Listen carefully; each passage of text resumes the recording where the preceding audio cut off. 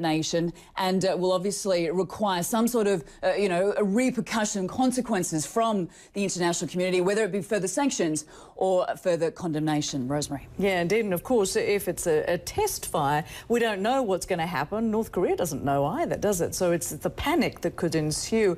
And Anna, I wanted to ask you, because South Korea's Fisheries and Oceans Department usually is notified by North Korea if they're planning a test to test a missile like this. This hasn't happened this time around. What does that tell us? Does it signal anything? Well, I think it means one of two things. Either North Korea is posturing. Perhaps this is more bluster as far as North Korea is concerned. Remember, we have had a month's worth of warlike rhetoric coming out of Pyongyang on a daily basis. Or perhaps it says it's not playing ball this time. As you say, in the past they have contacted maritime and aviation international authorities, but it hasn't happened this time. If it was to go ahead, if this missile test was to go ahead and they weren't to contact those authorities, it would certainly be perceived as very reckless behaviour. And we're also finding out about these secret back-channel talks between the United States and North Korea. What have you learned about that?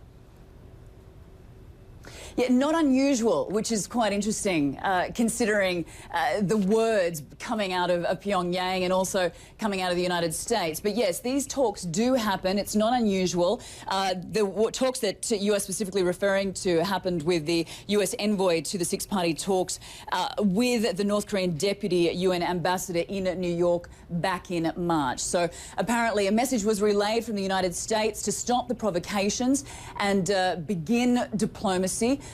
The North Koreans apparently said that they would pass on that message. Well, as we've since learned after that meeting took place, that UN sanctions were imposed, punishing North Korea for that third nuclear test back in February.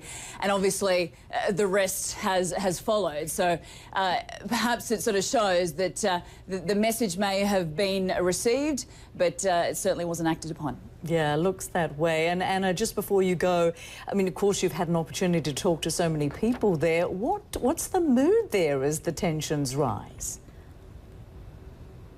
You know, Rosemary, it might seem a little strange to the outside community, but, you know, people here in Seoul, are not really fazed by what is going on, to the north of the border. And the reason being is that they have been living with these hostilities for the last 60 years. That was when the armistice was signed back in 1953.